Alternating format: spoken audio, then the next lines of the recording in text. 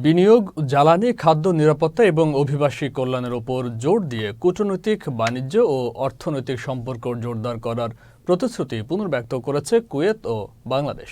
দুপুরে ঢাকায় নিযুক্ত কুয়েতের নতুন রাষ্ট্রদূত আলী তুনিয়ান আব্দুল ওয়াহাব হামাদা ঢাকার রাষ্ট্রীয় অতিথি ভবন যমুনায় প্রধান উপদেষ্টা অধ্যাপক ডক্টর মোহাম্মদ ইউনূসের সঙ্গে সাক্ষাৎ করেন। বৈঠকে তারা এসব প্রতিশ্রুতি পুনর্ব্যক্ত করেন। রাষ্ট্রদূতকে স্বাগত জানিয়ে প্রধান উপদেষ্টা বাংলাদেশ ও কুয়েতের মধ্যে শক্তিশালী ঐতিহাসিক সম্পর্কের কথা পুনর্ব্যক্ত করেন এবং গুরুত্বপূর্ণ ক্ষেত্রগুলোতে বৃহত্তর সহযোগিতাকে উৎসাহিত করেন।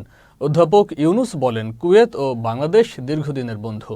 এখানে বিনিয়োগের অনেক সুযোগ রয়েছে এবং হালাল খাদ্য অন্বেষণের জন্য একটি দুর্দান্ত ক্ষেত্র হতে পারে।